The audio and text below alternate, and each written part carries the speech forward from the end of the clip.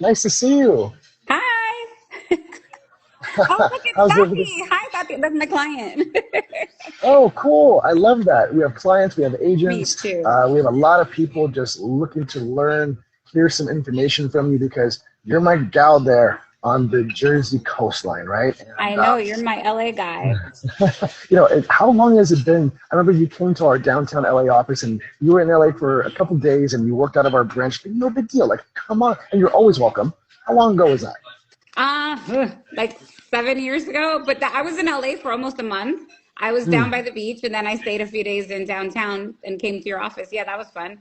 Um, Yeah. and it's funny because you're right in front of Pershing Square Mhm. and we have a Pershing Field here, so I will always remember where your office is located. So I'm Yeah, yeah. always there. Not hard to forget that when the similarities are so close, right? Yeah, absolutely. So I have actually a great client who moved from New Jersey to LA. Uh-huh. And I told her, I was like, I have to plug you in with Vic. She makes incredible custom cakes, and I'm selling her property here for her. So stay tuned. I will plug you in. Very cool. I like that. I don't mind a little bit of cake. Cake, cake, cake, cake, cake, cake, cake, cake. Thank you so much for joining us today. I know that you're very busy in your business and all the different things you do. I love watching you on IG and Facebook Thank you. grow, and you've come such a long way since you and I first met.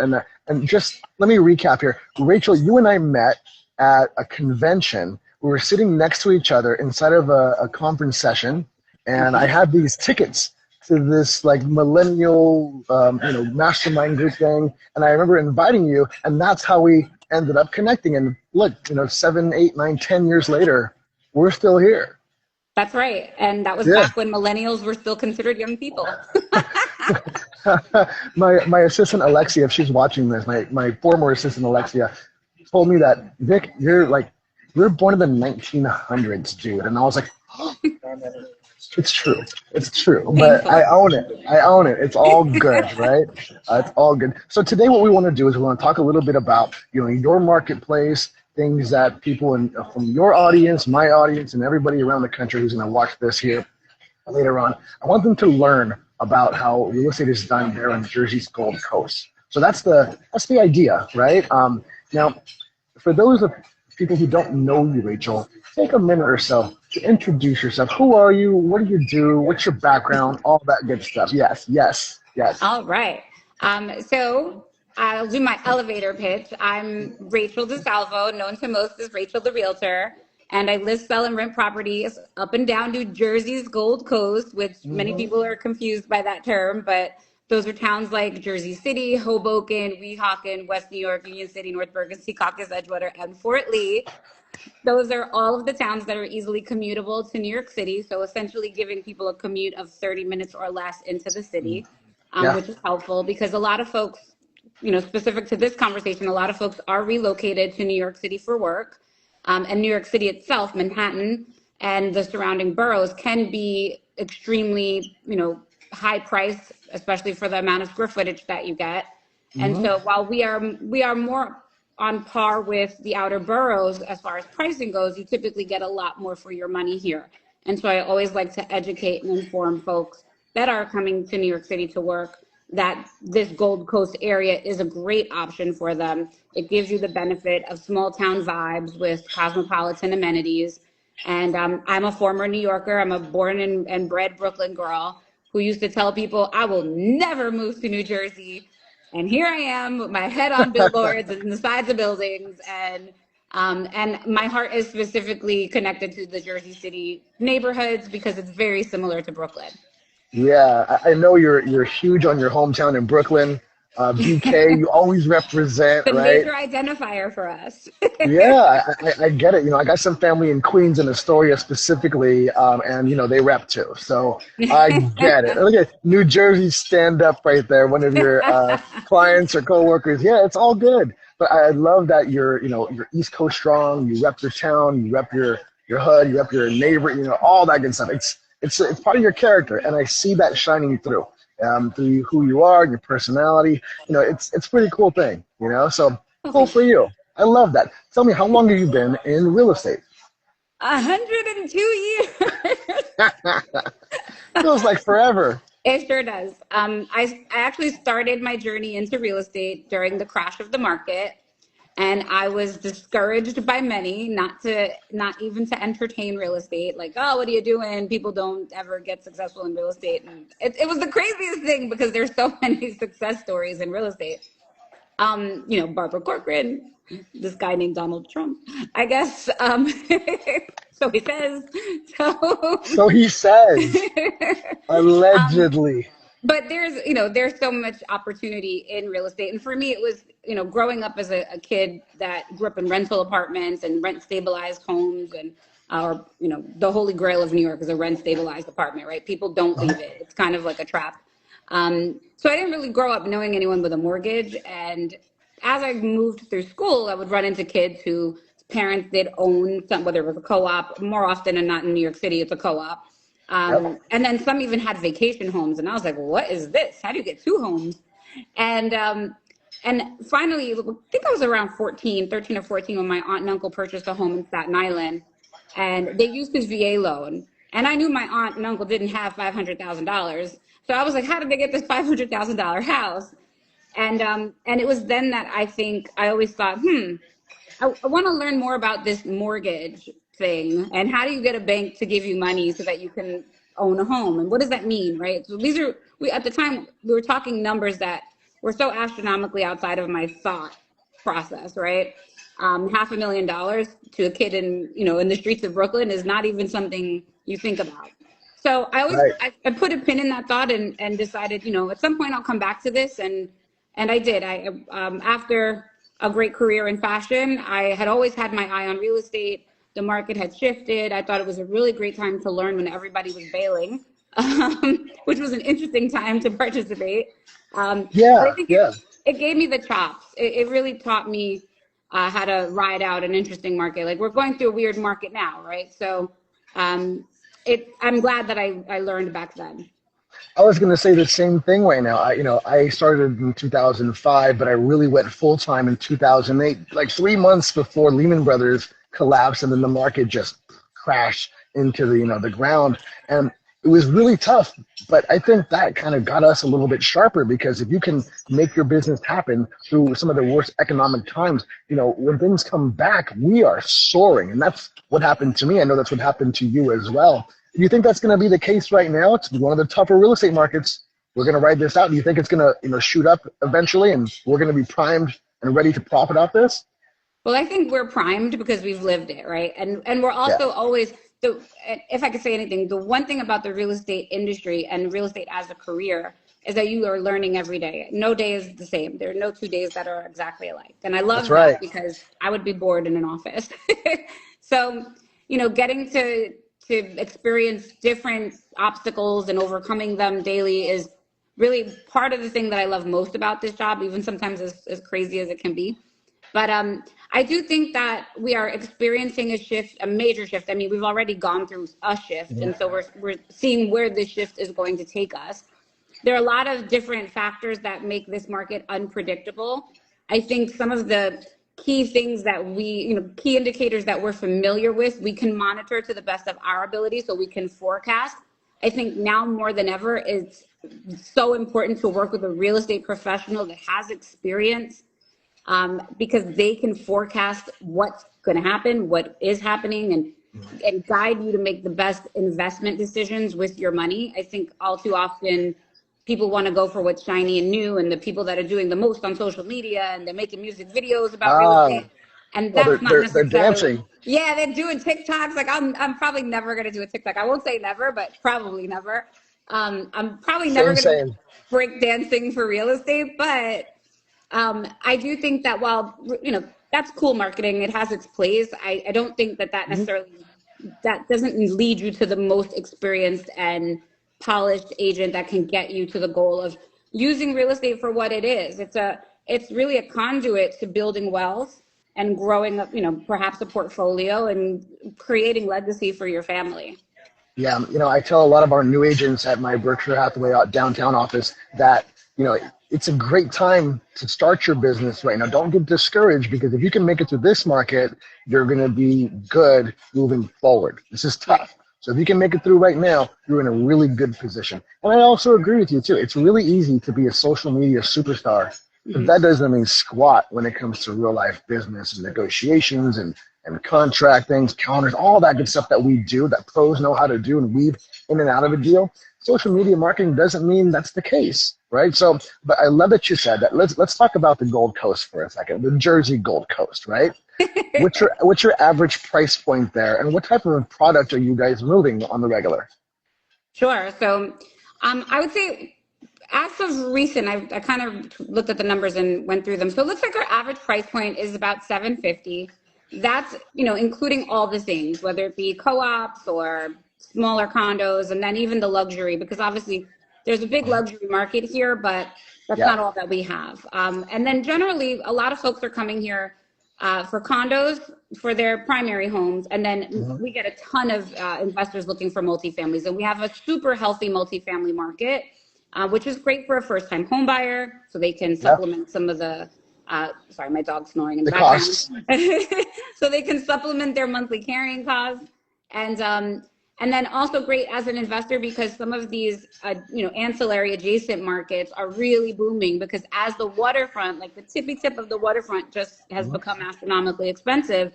Now you have the trickle out effect of some of these secondary neighborhoods blowing up. And a lot of them here, part of the reason, again, I love Jersey City so much and Hoboken is because you have Brooklyn vibes or you have like lower Manhattan vibes where you have beautiful historic brownstones and row homes. And in New York, they're triple the price than they are here. So Oh yeah. it gives people the opportunity to get something like that, restore it, live in it, and be a part of a growing and, constantly changing neighborhood. Just off the top of your head, I'm not going to hold you to it, okay? But off the top of your head, what's your price per square footage average in Manhattan versus Jersey Gold Coast? So that really is very neighborhood specific. I would say in Manhattan, you're looking at in some of the mid to higher end areas, you're looking at like anywhere from 2,500 to 3,000 a square foot. And don't quote me on that because it definitely depends on building. It depends on if you got an elevator. There's so Yeah. many different subcategories. Here on our higher side is like 1,500 a square foot for serious luxury, ultra Yeah. luxury. I do see that growing in leaps and bounds though. Massive difference, 2,500 or 3,500 and up for Manhattan, 1,500 or so for Jersey Gold Coast. Here in downtown Los Angeles, it's about $1,000 a square foot. So just the price difference is crazy. One thing I do remember my family in Queens telling me is, you're in a good building in the New York area when you got a doorman. Oh And yeah. you're not in such a good area when you just got a man at the door. You know what I mean? Like, like it's one of those things, That's funny. Pretty Yeah. accurate. Yeah, right. I mean, I spent a couple of summers there and definitely love, the city and the surrounding boroughs. So I love that you know your numbers and just kind of getting an idea of, what your price per square footage is on the East Coast versus us here on the West. So big differences there, right? And we're going to talk a lot about the differences between how we do business and how you do business. And one thing that you and I actually talked about a month ago was the new FAIR Act, right? The FARE. Now, here in Los Angeles, leases we don't get a whole lot of leases. Here we do, but it doesn't pay a lot. And there's some rules that have changed for us. Okay. But for you guys, there's been some massive changes and it made national headlines. You want to talk about the FAIR Act and how that affects people? Sure. So that's specific to New York, which thankfully it's not made its way over across the river yet. However, I do know that this passing in New York is going to create more conversation, Yeah. especially in the New York bedroom neighborhoods, as they call them. So councilman in Brooklyn, who I do love, I think he's fantastic, just wanted to take some of the burden off of the tenant applicants that were looking for housing in New York. And in New York City, it is different. Here in New Jersey, the typical broker fee is 1 month's rent, right? So if whatever your rent is going to be, if it's $2,000 a month, you can expect to pay a broker fee of $2,000 a month, right? It's pretty straightforward. In New York, brokers kind of were flying by the seat of their pants in a way where the broker fee could be 1 month's rent, or it could be 15% of the total gross lease, right? Which is essentially almost a down payment on a house. or it is, right? So I Yeah, know yeah. from growing up in the city, and that's how it always was. It was 12%, 15%, whatever. There was no set rule, right? So just from growing up, I know when kids would come to school and then graduate from college and start looking for their first apartment, they were essentially taking out personal loans just to put all the fees to bed, right? Just to get into an apartment. So you're talking Wow. $15,000, $20,000, sometimes more than that. Plenty of times, especially now with the rental market the way it is, it's almost impossible and unattainable, right? So what they did was, oh, and let me backtrack. The other thing that was going on that I think really incited this riot, as I like to call it, is there were a lot of real estate agents that were not even showing up to the property. They were not offering value. And that's not to say all of them were not doing that. There are plenty of Mhm. realtors that were. But they're in New York. There were literally agents that were remote opening doors and telling people to go in the apartments and just check them out themselves and then fill out this Mhm. application and pay me 12% of the lease. And so I could see how that would really turn people and create some blowback from that, right? So Yeah. that law got passed, and unfortunately for a lot of renters, I do think that they will still end up ultimately absorbing the cost in the rental price. I think landlords are not going to absorb the entire cost of a broker. Short story, rents are going up there because these fees are not being able to get charged up front now, right? So the Yeah, we'll landlords are going to see. make it up on the back end.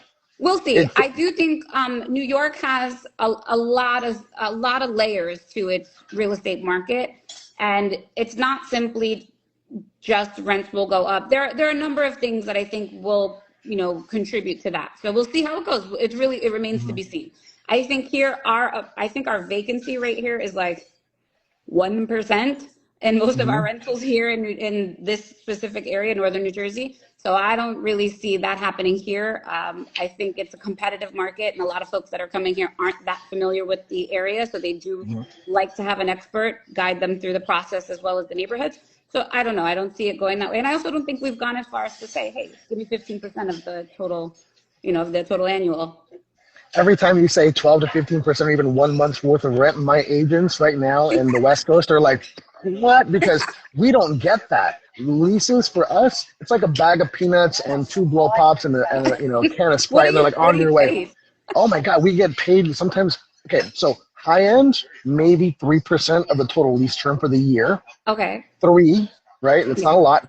And on the low end, sometimes, and this is true, they'll offer us like $250. Oh I was yeah. No. talking to one of my great rising star agents, Elizabeth Sanchez, and she's doing a lease for a family, and the landlords they're offering $150. I had to tell her this isn't even worth your time. Like it's not even going to be your gas money, Well, do you right? have to advertise though? But then do you put them in the MLS and all of that? They don't advertise anymore. Okay. Well, I wanted to say the dirty word commissions, but it's now Compensation. compensation. Compensation. Yes, yes. We can't advertise that in the MLS anymore, and Right. I don't think that you guys ever really No, did no. there. Yeah. We So we a used little to, bit, yeah, it used to be super yeah, clear in New yeah. Jersey, not in New York. Yeah, they're a little bit different there when you're in the city, right? But the rules have changed, right? But yeah, so that's a really big thing for people watching this right now, for agents across the country on both coasts. If you're doing rentals on the East Coast, you're very lucky. If you're doing it here on the West Coast, oh man, it's hard to do. It's hard to actually take that on because it's all the paperwork, all the liability for a couple of $100, and then you're still gonna split it with the broker, right? So Right. I don't know, it's really worth it. I only do it for personal friends and close family. For the most part, I won't do it. It's just not really worth our time. So a little bit of difference in contrast there. But thanks for bringing up, the changes to the Fair Act. One of the key things that you said is it hasn't hit you in Jersey yet. Yet. We'll see Underline how that yet it goes. part. I don't know. I Yeah. don't know. I think we have to see what the fallout is in New York. And, look, I get it. If you aren't the person hiring a broker to show you around and they're not even showing up to open an apartment, Mhm. I could totally relate to a tenant being ticked off that they're now responsible for, let's say, $15,000 to pay to these Yeah. people. So I Yeah. totally get it. And also, the landlord isn't even splitting it. There was a time in New Jersey where it was customary and never required, but customary for the landlord to split the fee with the tenant. And then Yeah. as the market shifted and rent became so the rentals became so high in demand, the burden went back to the tenant applicant. I hear you. Everybody's pushing the butt because they want to make more profit. I get that, right? Landlords are in business too. So, they have to make a profit. I get it. Let's talk a little bit about some more things that are unique about the New Jersey real estate market. Now, I know that you guys are an attorney state, right? Yeah. Tell us a little bit about that. So on the West Coast in LA, we use escrow, we use title. In Jersey, you guys are using attorneys. Tell us about that, how that works. Joy, more people in the transaction. So in the northern part of New Jersey, so like midpoint up, we are attorney heavy. Buyers have the right to forego an attorney and use a title closer, but for the most part, everything is like, we don't take any responsibility for this. If you choose to not use an attorney, that's on you, man, and that's kind of how it works. So here in New Jersey, I'm not sure how your transaction process works, but we are completely opposite of New York. So New York, they are super easy peasy as far as you see something, you like it, you write a one-page offer. It's not really a major offer. It's like a deal sheet. Yeah, they call it a deal sheet or a letter of intent, right? And then they go through their process of doing due diligence on a property. But during that time, anybody can buy the property, right? So you're spending money on inspectors and doing your due diligence. And if somebody comes along with a bag of cash and says, hey, I'll take it as is, you've lost that property. Wait. Let me make sure I heard that right.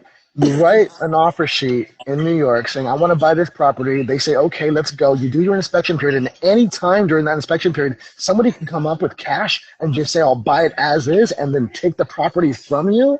Correct. They can make the offer. And if the seller decides, hey, I don't want to wait for this other due diligence nonsense, I want to go with that guy, they have the right to do so. In New Jersey. By the way, how long is the due diligence period? It's up to the contract. Usually it's 5 to 10 business days. It could be shorter, It could be more. Everything there is negotiable. There's like customary, usually 2 weeks, like 14 days. But most people do it 5 days after. Well, again, in New York, it's different. So it's immediate. Get it done fast or you might lose your property. Yeah. And it's also, as agents, it's easier because you just do a deal sheet, right? Hey, this is what I want to offer. This is our financing. Let me know if you accept it. In New Jersey, we submit a 13-page contract as our offer. I think many states do that, but it's pretty. We got you beat. 41 pages in California. Yes, with all the disclosures that are, Catholic married in, you cannot remove these disclosures. They're attached to the residential purchase agreement. 41 pages in total. It's insane. Wow. Doesn't even mean you're going to get the deal. Yeah, but it's really intimidating. Think about it. As a first-time home buyer, you're hit with an encyclopedia of a contract, and you're like, am I giving away my firstborn or a kidney? Like, what does this mean? And us as agents, we have to let them know this is kind of a boilerplate template. Use this. It's general terminology. And the attorneys will go in and create a rider to that contract to fluff it out or whatever it is, like, make it more custom to your transaction and protect you. And so here we do a 13-page contract. We also have a ton of disclosures. New Jersey is a big disclosure state as well. So I'd say we probably have another 10 of those, but not as many as you. And for most people, if they don't realize, part of the reason our contracts are so hefty is because there have been lawsuits that have created those new disclosures that then get tacked into these contracts. So us too. Yeah, that's just rule of we live in a very litigious country, right? So everybody's suing, and so now it's a new lesson, and we have to include it and make sure everyone's okay with it. So, believe me, I know about that. Yeah. In New Jersey, typically we submit that offer in contract form. It either gets accepted, rejected, or countered. Once we are on the same page and everyone agrees, it goes through attorney review. That's the 3-day time period. It's typically 3 to 5 business days. Generally, we try to get it done in 3, where we call it the buyer's remorse time period, where I try to let buyers know, hey, make an offer. If tomorrow you wake up and feel nauseous and say, hey, I hate this property, we can cancel for any reason. There's no reason, that we have to give. We can just say, hey, we changed our mind. That's something that I think makes people in New Jersey feel a little more protected, where sometimes you have buyer's remorse, right? But in the same breath, sellers have the right to sell that property to anyone else in those 3 days. You don't want to drag them along and and drag your feet. You want to get in and out of attorney review if you're sure about the property. After we're out of attorney review, then we do our due diligence here. So in New Jersey, we take the property off the market for the buyer and give them their time period. It's typically We allot 2 weeks for it, but Yep. generally in our contract, because of how fast our market moves, we're doing like 5 business days after Sure. attorney review. Yeah, same here. We have 17 days due diligence period for all inspections and disclosures. But to get your contract accepted, you want to reduce that time frame. And we're generally seeing 5, 7, maybe 10 days, but Mm-hmm. 17 is the standard on the contract. By the way, how long is your typical escrow period? We are at about 25 to 35 days, depending on the loan type. What about you guys? Start to Yeah, finish. we're still about 30 to 45 days. Okay. And then if there's anything, if there's anything exotic in our offer, like a 203K loan, we're looking at 60 days. Like you guys have to, yeah, but you guys are using 203K loans over there. I haven't used a 203K loan in California, man, in probably 5, 6 years or so. But yeah, those pros know what a 203K is. And if you don't know what a 203K is, if you're watching this, you got to talk to Rachel or myself, and we'll put you on the game. Call us. That's right. Ring, ring. So let's talk about relocating. Right. This Sure. is the relocation rundown. If somebody from the West Coast or any part of the country is going to relocate to Jersey's Gold Coast, what are maybe 2 to 3 tips that they really need to be aware of when moving to your part of the country? Sure. I'm actually working on a relocation right now from London, and I'm going to be meeting her after this call. And so it's a great time to talk about this. I actually had a consultation with her and her husband before they even came over to start their exploration. I've created a deck where, for the Gold Coast specifically, it covers some attractions, amenities, commute times. And I think it's really important for people that are relocating to an area not to be so quick to jump out and look at properties, because I often tell people you can buy or rent the best house of your dreams. But if it's not in a neighborhood or giving you access to a community that you enjoy, you're just going to be a prisoner of that house. And I take time to do an initial tour. So it's brief. We'll go meet up for coffee, chat a bit. I want to hear about what your life is like. What do you need out of life? What do you need out of your commute? Nobody wants to be schlepping to work for an hour each direction. If I can avoid that, I will. Some people have the wherewithal for that, but that's not the neighborhood I serve, and it's not the wherewithal I have. So I try to, I try to give people a commute that I myself would be okay with. Yeah. And I always ask them about their, their tolerance for that. Whether they wanted to commute to work by bus, by boat, or we have ferries, right? Or the PATH train, which everyone wants to kind of be close to, or New Jersey Transit. So that's an initial consultation. I definitely recommend anyone considering a new neighborhood connect with a local expert. People think they can do everything Yes. online. They think they can look at the walk score and all these companies that have their grading systems for neighborhoods. There is nothing better than having a true local that knows the local coffee shops, the people, the crossing guard, the police captain. There are people in these neighborhoods that live and breathe these neighborhoods. Why would you go to AI and ask Yeah. AI, right? Yeah. I mean, it's only going to pull statistics. And a lot of times, even when people are on like Zillow and Trulia, they think, oh, I know the market, I know the price of a home, but they don't see inside those homes, right? So we do. And I think it's really important to connect with an expert before you start your search and before you run out to go look at any properties.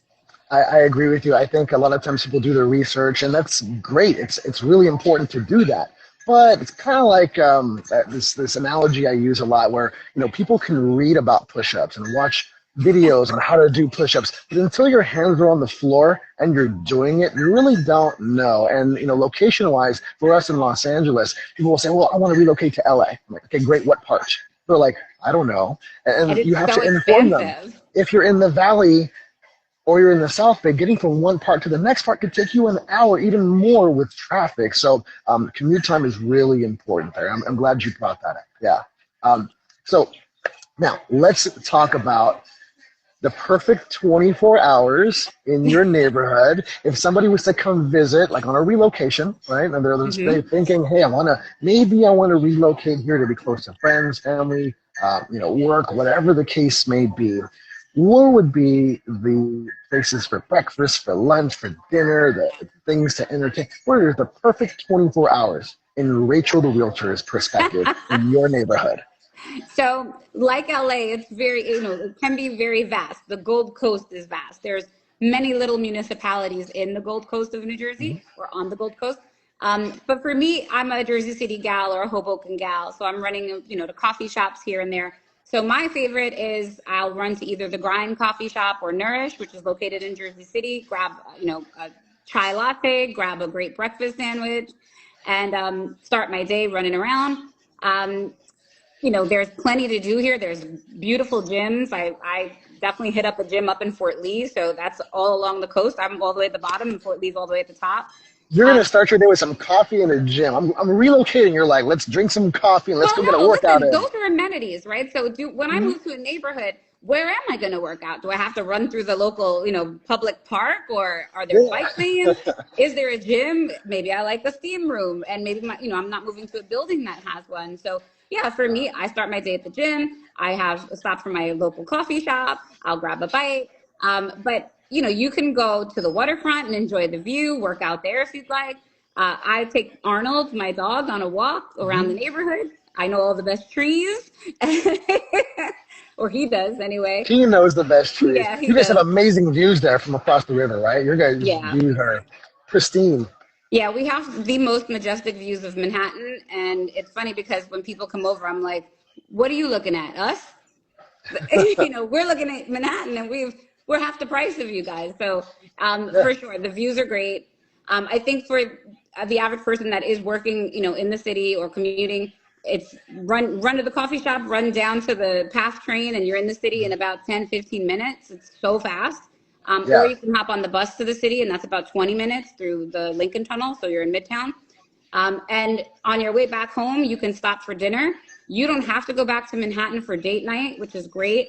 You can. You're super close. I go to the city for concerts and shows and all of that, and it's quick ride in. But here in Jersey City, we have we're known as, I think we're the second most diverse, or the most diverse second most languages spoken in the country. Wow. So you can get any cuisine from any part of the world, whether it be Spanish food, Egyptian food, Asian food, Indian food. So we have so many, different options for one to stay home. You don't have to go. And now we have a comedy club, and we have so many things happening here. I love that. Lots of stuff to do, really quick access to the city. My friend, I'm going to be out in Manhattan in August. So maybe if you're around, we can try to connect for a little fun, a little bite or something like that, But, I really appreciate your time. I'm sure people watching this and, the reel that we're going to be putting up, they're appreciative too, because I learned a lot right now in this short amount of time that we spent together. And I really want to thank you for your time, because I know you're super busy. Thank you. Yeah. And for anybody watching this, if you're moving to Jersey's Gold Coast, or this if you're is the being gal relocated to New York to, and you need right an apartment. Here. Talk to Rachel, the realtor. Okay, all her information is going to be in the note section here of our reel. And Rachel, I want to thank you so much for your time today, for your insights, and of course your friendship over the years. Thank you, thank you, thank you. Thank you, Vic. You're awesome, and I'm so glad that I did meet you and talk to you at that conference that day. Yeah, same. Maybe we'll connect when I'm in New York in August. But I'm always here for you whenever you have something, you need something in LA. Please reach out. And if you know of anybody who's relocating to the West Coast, I'd love to volunteer to be their agent and broker. Okay.